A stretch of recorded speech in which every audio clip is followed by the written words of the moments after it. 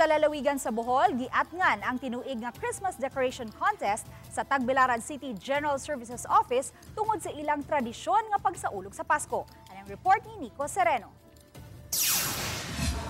Paskong Pinoy ang tema sa Kapaskuhan karong tuiga, kini aron mahatagan og kalipay ug kalingawan ang makawani sa kagamhanan ug sa ilang mga kliyente. Sa Motor Pool Division, gipakita ang replika sa St. Joseph the Worker Cathedral Shrine.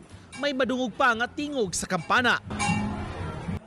Mga buhing mananap ang gipakita nila sa ilang belen sama sa kanding, manok ug kuneho.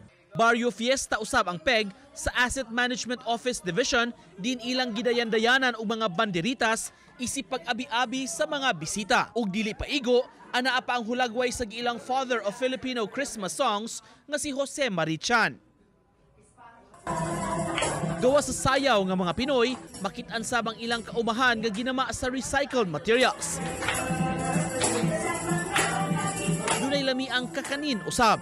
Banig-inspired usab ang sa Supplies and Procurement Division nga gipakita sa ilang giant belen nga ginama sa recycled materials. May giandam sab nga stage alang sa mga gustong mukanta og Pinoy Christmas songs. Paskong vegan usab sa Admin Office and General Services. Buhi kayo ang kalye Crisologo tungod sa ilang mga gibaligya nga mga bagnet ug mga paypay. Mabulukon sa bang altar nga replika sa simbahan. Apan nakadapit sa pagtagad ang mga mikidlap-kidlap nga mga parol. Ginama sa makawani gikan sa mga recycled materials. Christmas decor make us happy. It fills me warm. It fills us love, unity, and peace.